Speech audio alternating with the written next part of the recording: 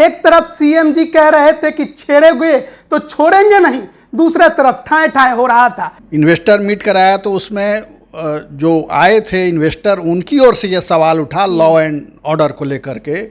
और मज़ेदार बात यह है कि जिस समय मुख्यमंत्री ये कह रहे थे कि नहीं बिहार अब बहुत बदल गया है, दावा कर रहे थे, ठीक उसके एक रात पहले पटना के बगल में 20-25 किलोमीटर की दूरी पर 5 लोगों को मार दिया गया।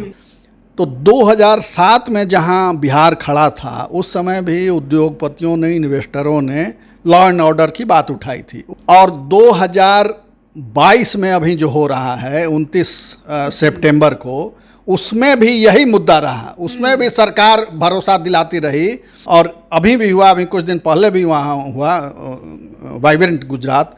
उसमें कई देशों के राजदूत आते हैं, विदेशी इन्वेस्टर आते हैं और इतना इन्वेस्टमेंट हुआ गुजरात में, इतना इन्वेस्टमेंट हुआ कि आज गुजरात शीर्ष राज्य बना हुआ है। संप्रदा प्रसाद सिंह जहानाबाद के, एल्केम कंपनी है उनकी दवा की, वो भी बड़े उद्योगपति हैं, दवा के क्षेत्र में, निर्माण के क्षेत्र में उनका नाम है। उनको भी अगर अप्रोच किया जाता और भरोसा दिलाया जाता तो वो भी यहाँ कर सकते थे। तो जब बिहार के लोग ही और खुद रूलिंग पार्टी के नेता, उद्योगपति जब यहाँ इन्वेस्टमेंट नहीं कर रहे हैं तो बाहर से कौन आएगा? नीतीश कुमार जी लगता है थोड़े थोड़े बदले नजर आते हैं। जब 2020 का चुनाव का समय था तब बोलते थे कि 10 लाख रोजगार कैसे मिलेगा, हो ही नहीं सकता। अब तो 20 लाख देने की बात करने लगे। अभी तक विशेष राज्य के दर्जे पे अटके थे, अब इन्वेस्टर मीट कराने लगे। क्या तेजस्वी यादव की सरकार में आने का असर है? नीतीश कुमार जी कर रहे हैं और उनकी सरकार कर रही है कि जब इन्वेस्टर मीट नहीं, इन्वेस्टर यहाँ नहीं आ रहे हैं, उद्योग धंधा नहीं यहाँ स्थापित हो रहा है, बेरोजगारी उसी तरह बढ़ रही है, तो एक के बाद एक एजेंडा बदला जा रहा है। शाहनवाज हुसैन भी नगरी नगरी द्वारे द्वारे घूमे, पूरा देश घूम लिए वो कि उद्योगपतियों को बुलाने के लिए, मगर कुछ कर पाते या कुछ रिजल्ट आता तब तक सरकार ही बदल गई, वो बेचारे बाहर हो गए सरकार से।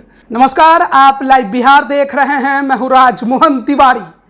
बिहार में पिछले साल जब चुनाव हुए तो चर्चा सबसे ज्यादा रोजगार और उद्योग को लेकर थी।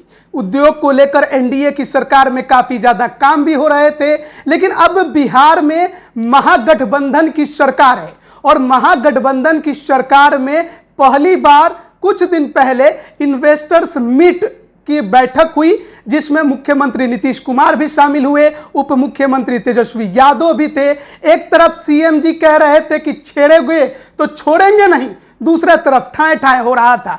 अब इसी पे बात करेंगे। हमारे साथ वरिष्ठ पत्रकार प्रवीण बागी हैं। बिहार में उद्योगों को लेकर क्या हालात है, किसी को बताने की जरूरत नहीं है। नीतीश कुमार जी बिहार के सीएम क्या कहते हैं और होता क्या है? ये बड़ा इंटरेस्टिंग वाकया है ये कि बिहार में 2005 से अभी तक एक ही व्यक्ति मुख्यमंत्री है, यानी अस्थाई सरकार है। सरकारें बदली, गठबंधन बदले, मगर मुख्यमंत्री कमोबेश जीतन राम मांझी का कुछ पीरियड छोड़ दें तो एक ही व्यक्ति रहे, नीतीश कुमार जी, यानी अस्थाई सरकार रही, जो दुर्लभ है एक तरह से इतने लंबे समय तक शासन करना। मगर उद्योग के नाम पर क्या हुआ बिहार में, ये बहुत छिपी हुई बात नहीं है। अभी 2 दिन पहले 29 सितंबर को कई नामचीन उद्योगपतियों को बुलाया गया, सरकार ने बुलाया और इन्वेस्टर मीट कराया। इन्वेस्टर मीट कराया तो उसमें जो आए थे इन्वेस्टर, उनकी ओर से ये सवाल उठा लॉ एंड ऑर्डर को लेकर के। और मज़ेदार बात यह है कि जिस समय मुख्यमंत्री ये कह रहे थे कि नहीं बिहार अब बहुत बदल गया है, दावा कर रहे थे, और हमने पुलिस फोर्स में काफ़ी इजाफा किया है, अब पहले वाली स्थिति नहीं है और आपको कानून का हर संभव मदद मिलेगा, कोई आपको छेड़ेगा नहीं, कोई तंग नहीं करेगा और सरकारी अधिकारी आपकी मदद करेंगे, डीएम एसपी आपके साथ खड़े रहेंगे हमेशा। और ठीक उसके एक रात पहले पटना के बगल में 20-25 किलोमीटर की दूरी पर 5 लोगों को मार दिया गया। बालू माफिया का गैंगवार चल रहा था, उसमें मारे गए लोग। और उसके 2 दिन पहले दिन दहाड़े राजेंद्र नगर पुल में भरी दोपहरिया में एक व्यापारी रुपए लेकर के जा रहा था बाइक से, उसको घेर करके लोगों ने उसे लूट लिए, 6 लाख रुपए लूट लिए उससे। पुलिस कुछ नहीं कर पाई, आज तक अपराधी गिरफ्तार नहीं हो सका है। तो देखिए, इन्वेस्टर मीट जिस दिन हुआ उसके अगले दिन का हिंदुस्तान का, देश का, ये बिहार का लीडिंग अखबार है हिंदुस्तान, वो मैं दिखलाना चाहता हूँ।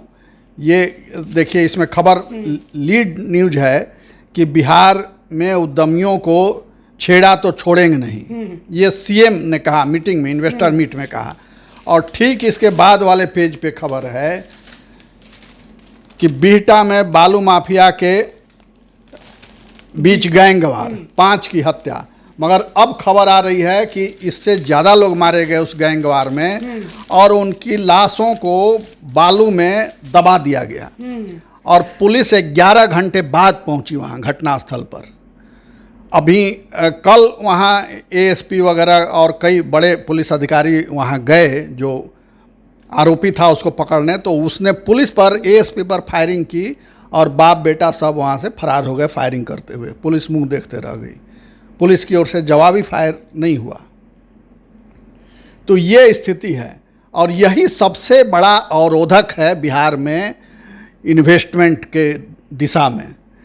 2007 में जब नीतीश जी नए नए मुख्यमंत्री बने थे, 5 में बने थे, और 2007 में एक ग्लोबल मीट हुआ था पटना में, उसकी बड़ी चर्चा थी, बड़ा धूम था उस समय, और कई नामी गिरामी हस्तियां उसमें आई थीं। राष्ट्रपति कलाम थे उस समय, एपीजे कलाम, वो खुद रुचि लेकर के आए और उन्होंने उसका उद्घाटन किया था, कलाम साहब ने। और उन्होंने बिहार को लेकर के, बड़ा सॉफ्ट कॉर्नर था कलाम साहब का, तो उन्होंने बहुत उम्मीद जगाई थी कि बिहार बदलेगा और यहाँ इन्वेस्टमेंट होगा, विकास करेगा, रोज़गार के नए अवसर मिलेंगे, उद्योग धंधे लगेंगे। मगर उनकी उम्मीदों पर पानी फिर गया, कोई इन्वेस्टमेंट नहीं आया।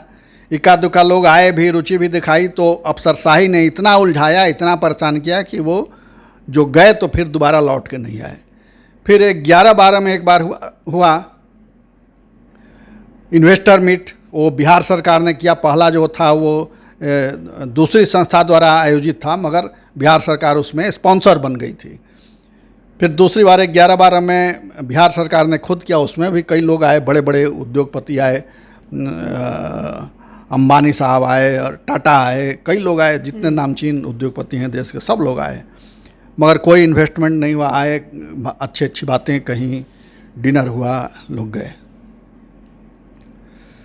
फिर अभी सरकार ने किया है 29 सितंबर को, इसमें भी उद्योगपति आए, तो ये छोटे स्तर पर हुआ, उतने बड़े पैमाने पर नहीं हुआ। जो पहला ग्लोबल मीट हुआ था वो नहीं हुआ, उतने बड़े पैमाने पर नहीं हुआ। इसमें भी विधि व्यवस्था की बात उठी। तो 2007 में जहां बिहार खड़ा था, उस समय भी उद्योगपतियों ने, इन्वेस्टरों ने लॉ एंड ऑर्डर की बात उठाई थी। उस समय भी सरकार ने, यही सरकार, नीतीश कुमार मुख्यमंत्री थे तब भी, सरकार ने भरोसा दिलाया था कि उद्योगपतियों को पूरी सुरक्षा मिलेगी, कोई परेशानी नहीं होगी, सरकार हर कदम पर उनके साथ खड़ी रहेगी और पूरी मदद की जाएगी, कोई अफसरशाही परेशान नहीं करेगी। और 2022 में अभी जो हो रहा है 29 सितंबर को, उसमें भी यही मुद्दा रहा। उसमें भी सरकार भरोसा दिलाती रही कि कोई आपको तंग नहीं करेगा, जो छोड़ेगा उसको, जो छेड़ेगा उसको हम छोड़ेंगे नहीं, और पुलिस बल में इजाफा किया गया है, आपको पूरी सुरक्षा मिलेगी, डीएम एसपी आपके साथ खड़े रहेंगे। तो इतने लंबे अवधि में भी बिहार सरकार ये उद्योगपतियों को भरोसा नहीं दिला पाई कि आप यहाँ सुरक्षित हैं, आपका जो इन्वेस्टमेंट है वो सुरक्षित है और उसको विकास का पूरा मौका मिलेगा। तो ये स्थिति है। और 2007 में जब यहाँ ग्लोबल मीट हुआ था, उसी समय गुजरात में मुख्यमंत्री थे नरेंद्र मोदी, जो आज देश के प्रधानमंत्री हैं। उन्होंने शुरू किया था वाइब्रेंट गुजरात मीट। उस समय शुरू हुआ 2007 में ही, 7 या 8 में शुरू हुआ था, और उसके बाद धीरे धीरे विकसित होते होते, बढ़ते बढ़ते आज वो इंटरनेशनल रूप ले चुका है। और अभी भी हुआ, अभी कुछ दिन पहले भी वहाँ हुआ वाइब्रेंट गुजरात। उसमें कई देशों के राजदूत आते हैं, विदेशी इन्वेस्टर आते हैं, और इतना इन्वेस्टमेंट हुआ गुजरात में, इतना इन्वेस्टमेंट हुआ कि आज गुजरात शीर्ष राज्य बना हुआ है। तो ये स्थिति है। जब तक ये स्थिति नहीं बदलेगी तब तक बिहार की सूरत नहीं बदलेगी, बिहार की दशा नहीं बदलेगी। ऐसे ही बेरोजगारी, तंगहाली, भूखमरी और फिर यहाँ से मजदूरों का पलायन, नौजवानों का पलायन होता रहेगा। ये आम जनता का तो एक सबसे बड़ा मुद्दा रहा है चुनावों में। जो चीनी मिल बंद पड़ गए वो आज तक नहीं खुले। इसके अलावा जो फैक्ट्रियां थी वो भी बंद पड़ती गई, नई खुली नहीं लेकिन पुरानी बंद होती गई। इसके लिए लगातार कई युवा अभी भी आवाज उठाते हैं, लेकिन उस पर नीतीश कुमार का ध्यान कभी जाता नहीं है। सरकार लगती है कि बेबस है, या उसके पास कोई दृष्टि नहीं है इस के उसमें, या फिर किसी कॉकस में फंसी हुई है कि वो जो चाहती है वो कर नहीं पाती है।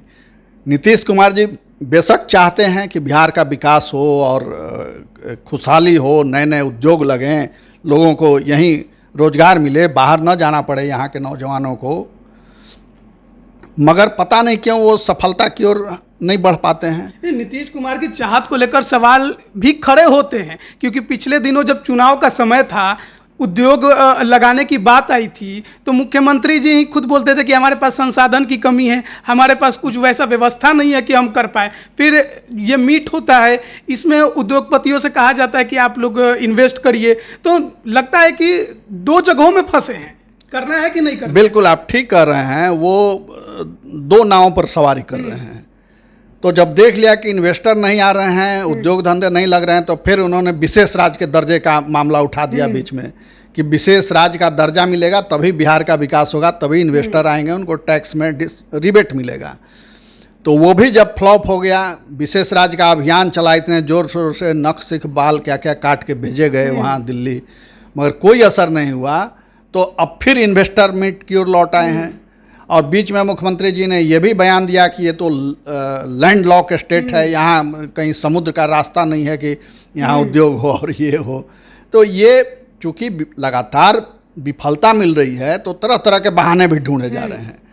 अब जैसे देख लीजिए कि दूसरे इन्वेस्टर को छोड़ दीजिए, किंग महेंद्र दवा के बड़े उद्योगपति थे और वो जदयू के एमपी रहे, राज्यसभा सदस्य रहे, 2 बार या 3 बार नॉमिनेट हुए, चुन के गए यहाँ से बिहार से।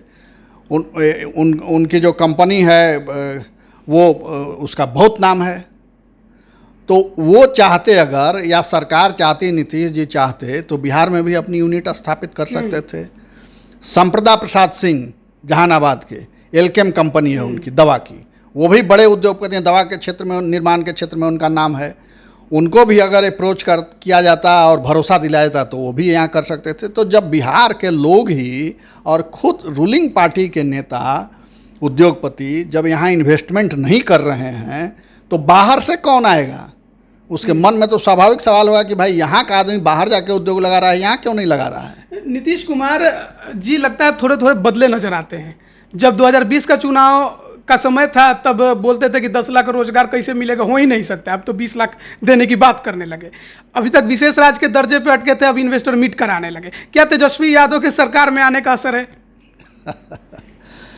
देखिए, राजनेता बड़े चतुर होते हैं और वो जब देखते हैं कि एक इशू उनका फ्लॉप हो रहा है तो तुरंत दूसरा इशू उछाल देते हैं, दूसरा फ्लॉप हुआ तो तीसरा उछाल दिए।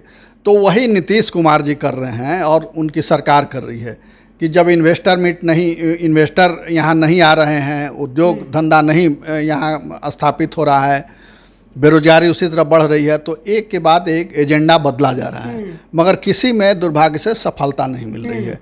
तो इसलिए कभी विशेष राज्य का दर्जा होता है, कभी लैंड लॉक की बात कही जाती है, कभी इतना रोजगार नहीं दे सकते ये कहा जाता है, कभी दावा किया जाता है कि यहाँ से मजदूरों का पलायन बंद हो गया है और अब यहीं रोजगार मिल रहा है। तो जो कोरोना काल में लोग लौट के आए वो यहीं काम कर रहे हैं। ज़रूर कई लोग यहीं रुक गए और काम कर रहे हैं यहाँ, मगर बड़ी संख्या उनकी फिर लौट के गई। बल्कि कोरोना काल में ही जिस ट्रेन से लोग आ रहे थे, स्पेशल ट्रेन से, उसी ट्रेन से यहाँ से लोग लौट भी रहे थे। इसका कोई समाधान है? सबसे बड़ा सवाल ये है कि क्या इसका कोई समाधान है? नीतीश कुमार जी लंबे समय से सीएम रहे, जो उद्योग विभाग रहा वो उनके पास रहा है। पिछली बार शाहनवाज हुसैन उद्योग मंत्री बने, लग रहा था कि कुछ होगा, लेकिन क्या अब महागठबंधन की सरकार बन गई, कुछ उम्मीद है? शाहनवाज हुसैन भी नगरी नगरी द्वारे द्वारे घूमे, पूरा देश घूम लिए वो कि उद्योगपतियों को बुलाने के लिए, मगर कुछ कर पाते या कुछ रिजल्ट आता तब तक सरकार ही बदल गई, वो बेचारे बाहर हो गए सरकार से। तो मूल सवाल ये है लॉ एंड ऑर्डर का, कि जब तक आप लॉ एंड ऑर्डर दुरुस्त नहीं कीजिएगा, ब्यूरोक्रेसी को उद्योग फ्रेंडली नहीं बनाइएगा, तब तक कुछ नहीं हो सकता है। आप कितना हूँ प्रयास कर लीजिए, कितना रेड कारपेट बिछा लीजिए, मगर उद्योगपति आने वाले नहीं। जो भी पैसा लगाएगा वो मिनिमम गारंटी तो चाहेगा कि हमारा धन सुरक्षित रहे, हमारी जान सुरक्षित रहे, और दोनों की सुरक्षा पर बिहार में सवाल उठते रहे। और अखबार आपको देख ही लिया, तो जो उद्योगपति जो आया होगा अगले दिन ये अखबार देखा होगा, वो क्या धारणा लेकर लौटेगा। यही सबसे बड़ा अवरोधक है और सबसे बड़ी चुनौती भी है सरकार के लिए। तो जब तक इसका समाधान नहीं होगा तब तक बिहार में का औद्योगिकीकरण होना मुश्किल लगता है। तो जब तक औद्योगिकीकरण भी नहीं होगा तब तक रोजगार की भी समस्याएं ऐसे ही खड़ी रहेगी।